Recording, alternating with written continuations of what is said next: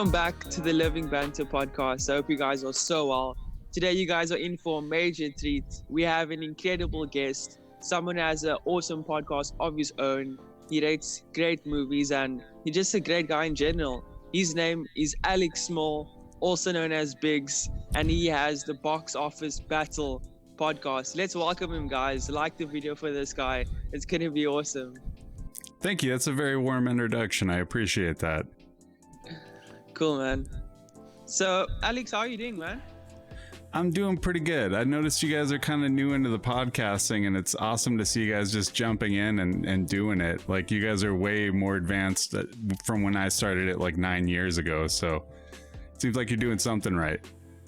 Thank you. Sure, you've been in it for a while, but thank you. That means a lot. Yeah, at this point, I have produced 19 podcasts, and I've had... Whoa. Yeah, and I've had a hand in either hosting or editing or just producing probably 15 of them. So it's something so cool. I really love doing it. It's kind of a passion of mine. So it's nice to see other guys figuring it out at the beginning and doing that stuff. I envy you guys because I didn't figure any of this out until I was like 31. So. Yeah, we're still finding our feet over here. Yeah, we're just trying to see like it's what awesome works. Journey. Yeah, we're trying to find out what works, and it's nice to have people come on and just, talk about what they really enjoyed. And speaking about like what they really enjoyed, how did it all start? I've read up that was it you and a bunch of mates just decided, okay, well, there was a concept of you putting two movies against each other. So is there any more to like explain about that, or is it just one day you were like, you and your friends were like, how cool would it be if we just sat and compared two movies and debated on movies? Okay, so we had this other podcast going, and we'd had one or two that didn't last very long because I was always keeping one going every week and then dipping my toes in other podcasts. And we're having a really hard time finding an audience. And so at a certain point, I was like, we should start a network. And I used to play music, and so I started racking my brain for all my friends I knew who knew how to record audio, who would want to do something like this. And I was actually more successful at it at the beginning than I am now. I have to work a lot more at it now. But I found a bunch of people, and so we were trying to get as many shows as possible. And so I think when we launched the network, we had 6 shows going. And Box Office Battle was like the 6th. We needed another show.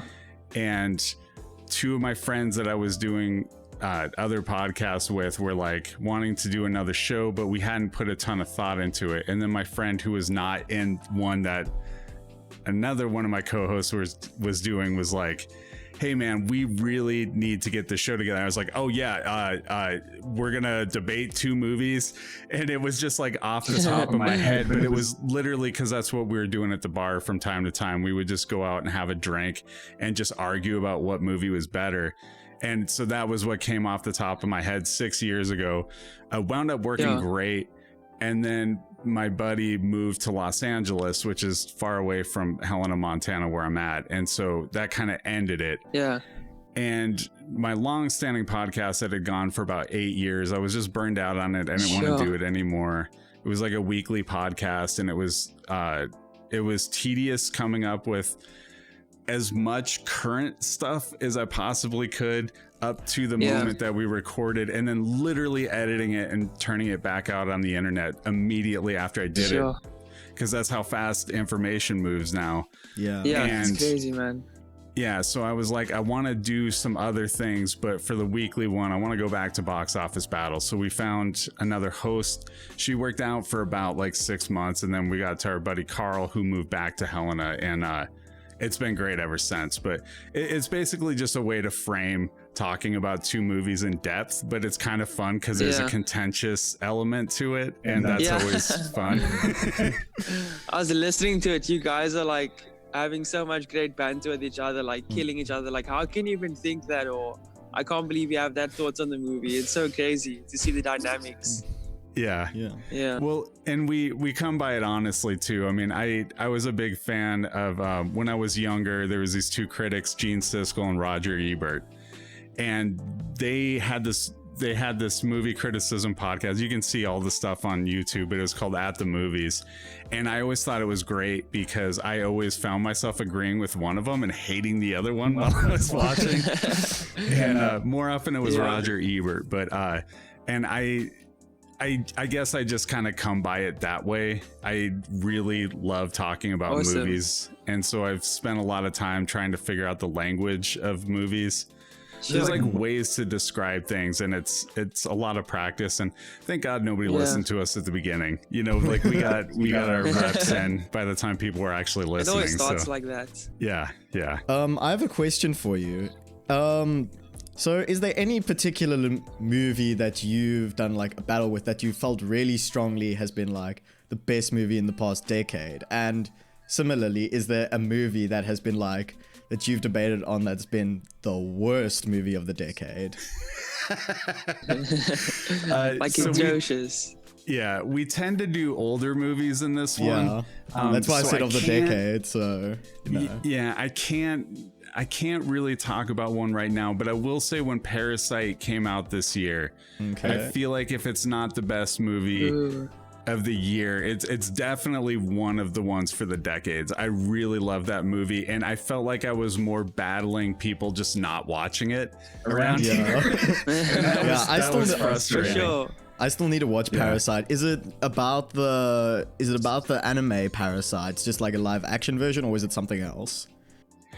So Parasite is, and I don't want to give too much away because there is a lot going on in the movie, but it's essentially about, how can I put this? There's this rich house and these poor people that are trying to work their way into the house.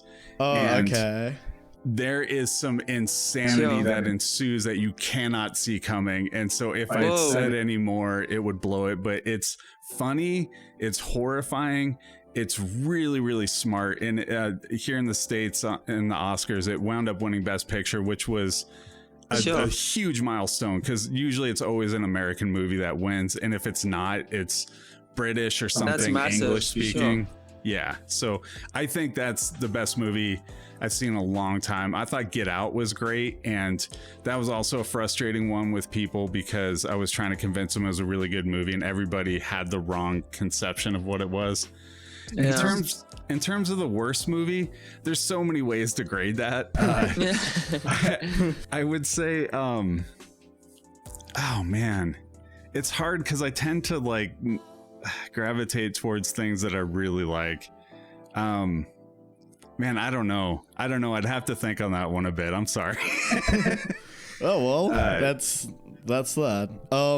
So I'm someone who also does like movies. I don't do like massive like critiques on a lot of movies, but there are certain movies for me that I find in general are just like top tier quality. For example, a lot of the Edgar Wright stuff. So movies that Edgar Wright has directed, I tend to gravitate towards those.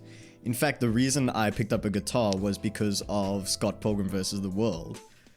I heard you say that. Yeah. That was... great movie. Yeah, and the thing is, I love like the way he does visual comedy. What are your thoughts on Edgar Wright? Or Edgar Wright is fantastic. I remember picking up a magazine that was a British rag that it was just laying around my retirement home I worked at for some reason. It was just there, and he was talking about Spaced, which I'd never heard of before. Which have you ever heard of Spaced? It was his TV show. Okay, so Simon Pegg, who's in all of Edgar Wright's movies pretty much, like he's the lead of Shaun of the Dead, for example. Yeah. So he did this show called Spaced, which is about some roommates in a flat in London. And Edgar Wright directed all the episodes. And so he was trying to mostly get out that like this is a comedy about zombies and it has nothing to do with Spaced. And he just kept saying that over and over again because I guess it was a hit. And I liked the things he referenced and what he was talking about. So when Shaun of the Dead hit theaters, and it was like an independent theater, I had to search it out. I was blown away, and it was one of those things that just swept through all my friends. Like it was like cocaine here, you know, like everybody wanted it and wanted to tell everybody about it. And it's a fantastic movie. I love his visuals, like you were saying. I think Baby Driver was genius, and it enraged me that people didn't go to the theaters to go see that one, because that was the way he put together that movie with music. I've never seen anything like it outside of a music video, but to sustain that for an entire movie, it's a heck of an achievement. Like Edgar Wright is amazing. Yeah. I actually remember watching Baby Driver and I was like, oh, this is actually like a really decent movie. And then I saw, directed by Edgar Wright. I'm like, okay, that makes a lot of sense, actually. Yeah, that's one of those things I think people discover over time who really get into movies is you tend to follow actors at first. And then after you watch movies for a while, you start to discover it's really the director that's the most important, because actors can be great and still be in a terrible movie.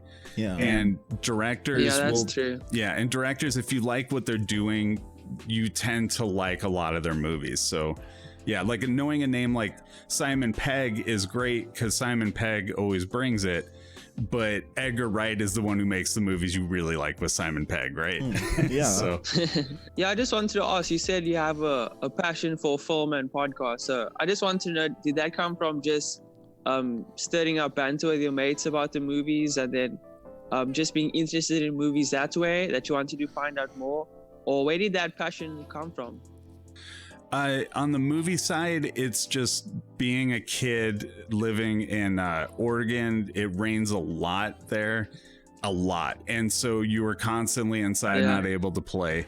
And it wasn't one of those things where your parents just kick you out and they're like, go play, because it would be a downpour all the time. So I watched a lot of movies growing up, and I think the love for movies comes from that. The podcasting I fell into because I was in a band.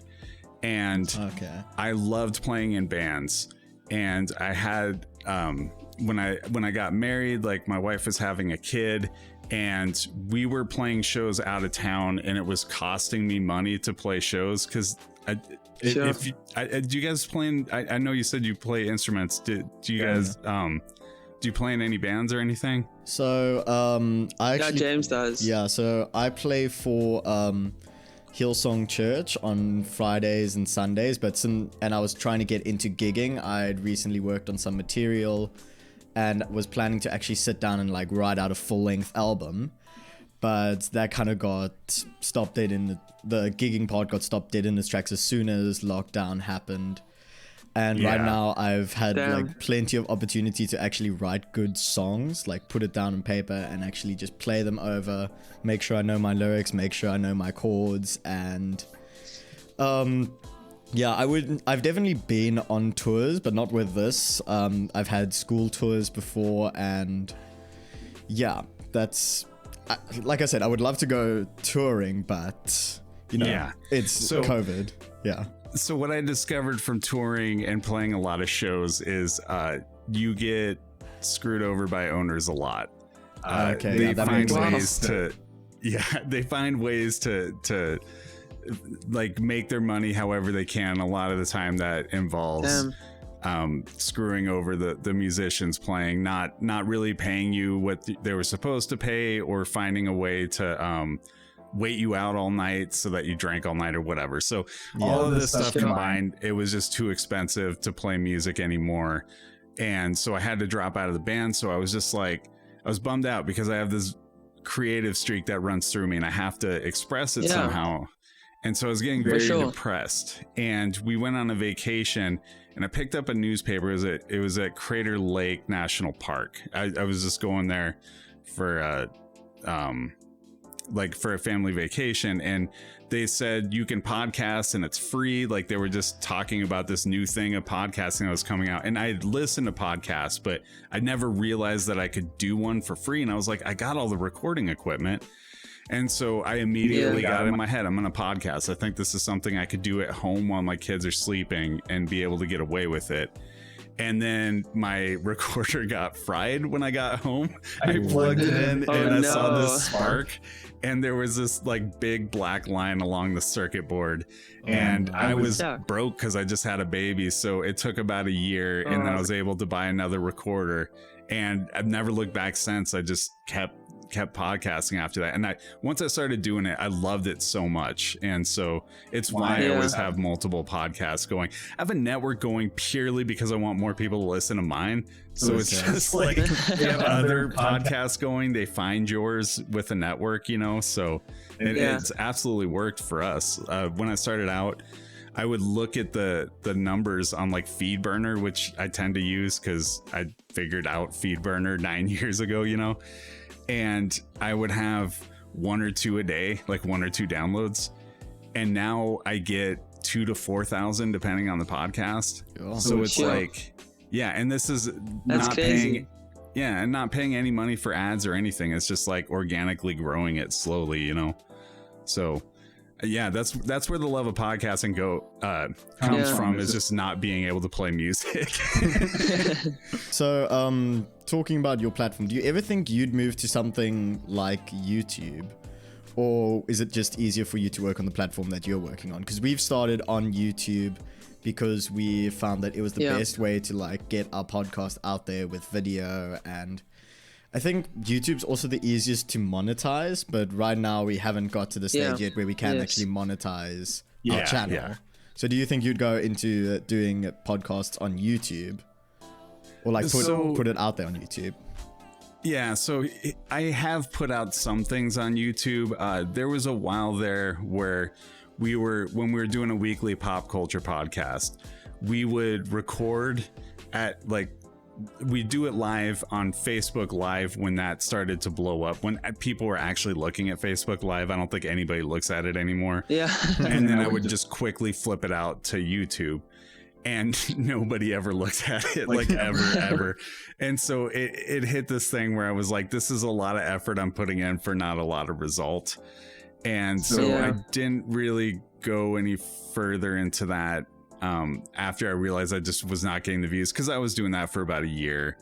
But what I've discovered now is when we record our podcasts, I try and make it sound like a conversation that's naturally flowing, but a lot of that's through the editing, because we'll say something stupid and be like, hold on, and then we'll re-say it, because we just like, you get caught up in the heat of the moment, you say something real dumb. Yeah. So there's a lot of editing that would look very unnatural in YouTube.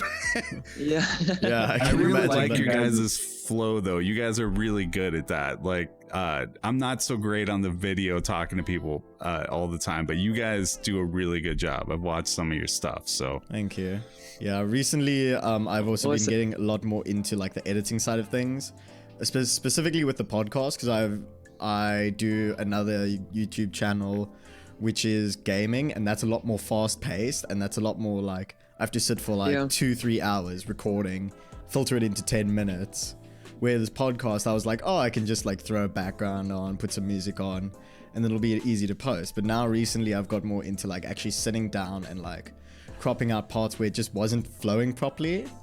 And I feel like when I went and watched the podcast that we posted on Thursday, I was like, okay, this flows a lot easier because I cut out some ums and ahs. There were a few things that were just mumbling here and there, and just cutting it out made it flow a little bit easier. So yeah, for sure.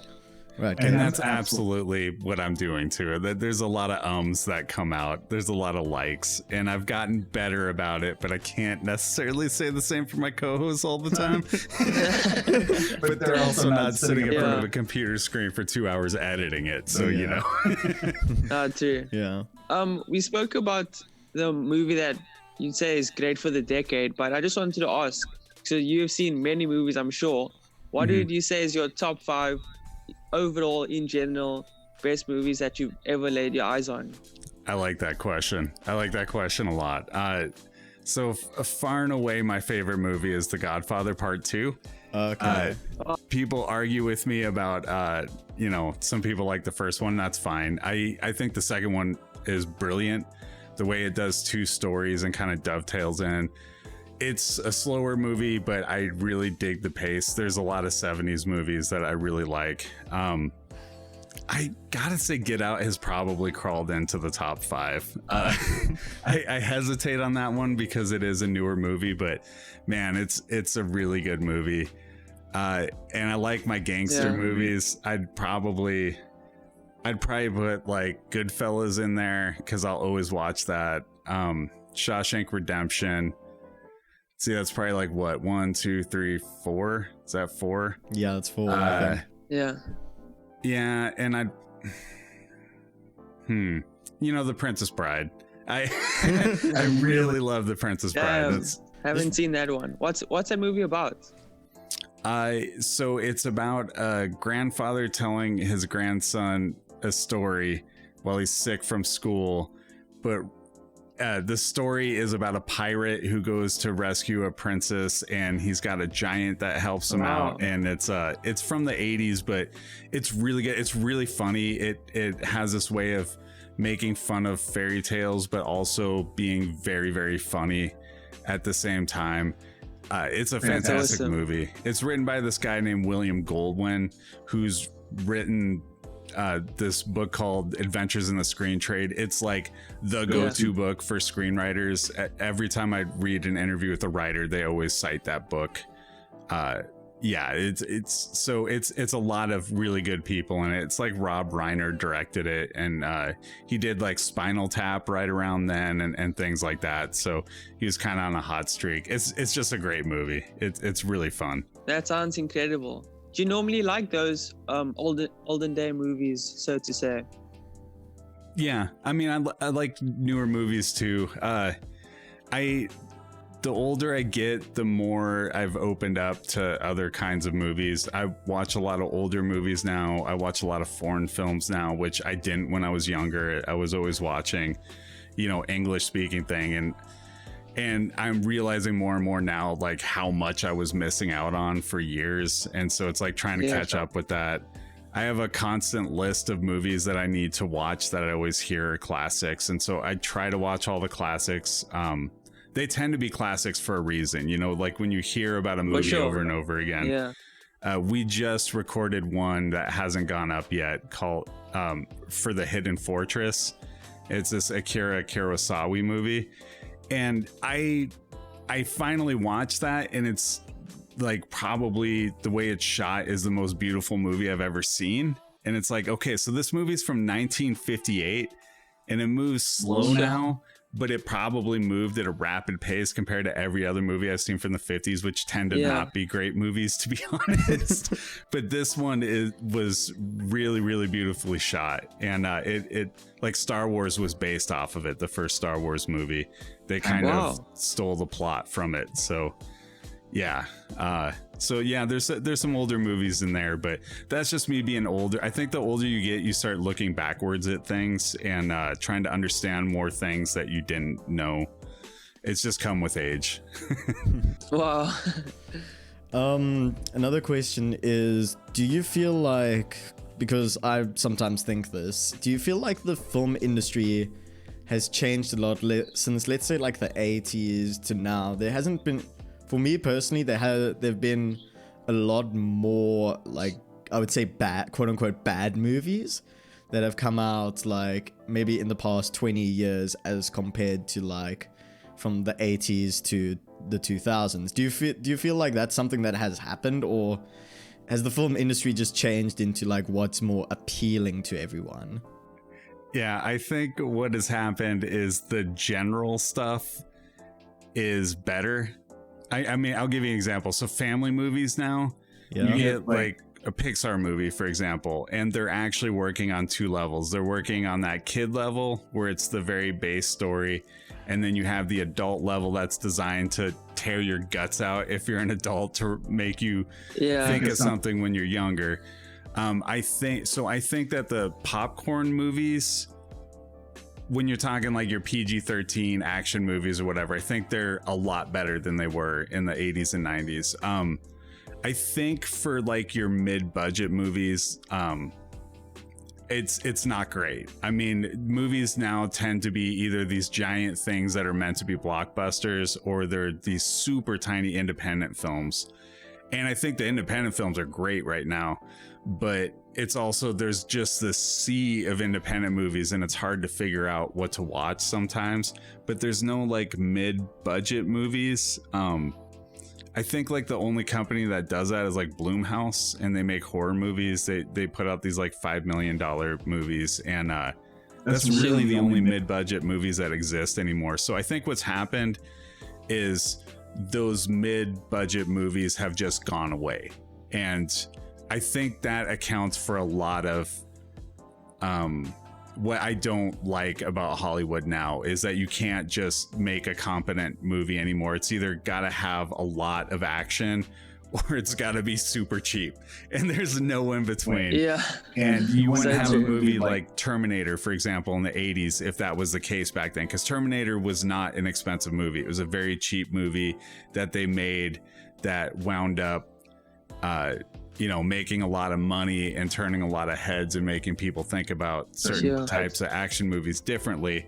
And the irony is there was no movie bigger than Terminator 2 in the 90s. Terminator 2 was this giant monolith. And so that sort of showed where the movie industry was going. Yeah. Terminator 2 still remains to be my favorite Terminator, simply because of like, I think is it the Mark II? I can't remember exactly the second android that got sent back. I think it's simply because it like showed how they reprogrammed the original one to defend against threats. I don't know, it's just that movie particularly for me, just like, that's the best Terminator for me. So I don't even think it's a question. I don't think anybody would argue that with you. It's trying to pick a fight for no reason. The second one is fantastic. First one's pretty good, and then after that you kind of get diminishing returns. But the second one is great. It's the T1000, by the way. If you're there we go. That's like I said, it's early in the morning. Coffee's still kicking in here. Yeah, it's all good. Yeah, so speaking of like, how movies have evolved and all that, have you been watching like the Marvel movies? Because I know I'm a really big fan of like how Marvel movies have progressed, especially like when it hit Civil War. It started for me getting like really like, oh wow, I need to get the next installment of all that. Like I went to like, I generally didn't really go to like see movies as soon as they came out, or like like really be excited for movies. But when when the newer like Avengers movies came out, I was pumped and I was ready to like stand in line for that. So what are your thoughts on like the Marvel Cinematic Universe? I love it. It's so good. It's so good. Yeah. I grew up with comic books, really love comic books, and still read them. And so sweet. When Iron Man came out, I thought it was going to be like all the other garbage superhero movies that came out before that. And to specify, there was some good ones, but most of them were really terrible at that point. And I was like, Iron Man, nobody cares about Iron Man. And I had a couple of people that were like, you should really see this. And I was like, I don't know. And then I had a friend who worked at a movie theater, and he was like, I will pay for your ticket, but literally the last showing is today, so you have to go. And I was like, all right, you're paying for my ticket, fine. Thank God he paid for that ticket. I remember sitting down and saying, and he told me to stay after the credits, there's another thing. And I've been at every one. I've seen every single one in the theater. I love them. They're great. I love the way that they play off of each other. I agree with you. When Civil War came out, it just ramped up everything. And I think if you were a superhero fan, they were delivering everything you wanted. Once like Avengers came out, it was just like, now we're mixing all the heroes together and telling this giant story. I love those movies. Yeah, absolutely. I think for me specifically, the one thing that like really got to me, especially like I said, when like Civil War came out, the fighting choreography was just insane. I've always been someone who really enjoys fight choreography. So for me, seeing the way that they did it in the Avengers was just, for me, just That's how it needed to be. Yeah, beautiful. That's why I'm such a fan of like the John Wick movies, for example, because of the fight choreography. And I will say with those movies, in particular, talking about the Marvel movies here, the fight choreography is really, really good. But the reason why I keep going back is they nail the stories and they nail the characters on top of the choreography being good. So you understand their motivation. Like you look at Tony Stark, he's got a total arc from the very first movie to the very last movie. And they just understand those characters. And I think that's such a key thing to it, because you don't care about an action movie if you don't care about the characters. So they just get it right. Kevin Feige is doing everything right. I just wanted to ask, Alex, in general, how is things in Helena, Montana at the moment? Is there different rules for different states for quarantine, or is it all the same around the country? So it's pretty complicated here because we have a very crazy president who says a lot of crazy things and seems to say whatever's on the top of his head. And it's never right. And then the CDC says something different, and then our Congress says something different. So that's confusing. Every state has different laws on what they're doing with the quarantining. Here, we made everybody quarantine except for essential workers for about 6 weeks, but we're very spread out here. So we haven't gotten hit by COVID-19 very hard. And so at the moment, they're in phase 1 of a 5-phase plan, and they will roll backwards if it doesn't work, but they're starting to reopen things now. We're not going to see movie theaters, I think, for a long time, but stuff is slowly coming back to normal. Like, you can't really go to the bar because you have to stay 6 feet apart. So that's like one thing that I kind of miss. But today I was walking by it, and there's a bunch of people out hanging outside, and so we were standing 6 feet apart with masks, just shooting the breeze because we haven't seen each other for 2 months, you know. Cheers. Is all movie production like completely stopping at the moment? Yeah, that's my understanding. There's no movie theaters that are open right now. All the big chains are closed, and from what I understand, Hollywood is completely shut down, other than editing that they can do at their homes. That's the only thing still going. So we're getting TV shows right now where people are doing it from Zoom in their living room. So we got this show called, we got this show called Saturday Night Live that's really big here, and they've done, like, to finish out their season, they did a couple episodes where all the cast members were at home. So yeah, it's a bizarre time to live, for sure. I've never seen anything like it. Yeah, I've been noticing like James Corden has been doing a lot of like at home stuff, and just seeing like all these celebrities just like sitting in front of a computer, just like it's kind of interesting too. Yeah, you see their home life. You see their gray in their beard and their hair. They look a little more human than they normally look. They're not all cut Adonises. This is all the time that we have for today. Zoom's about to cut us off. But Alex, thank you so much for joining us today. This was incredible. We're really thankful to have you on. So guys, make sure that you check out Alex's link in description. Check out his channel, his podcast, his network. It's incredible. I really recommend it. You guys will enjoy it so much.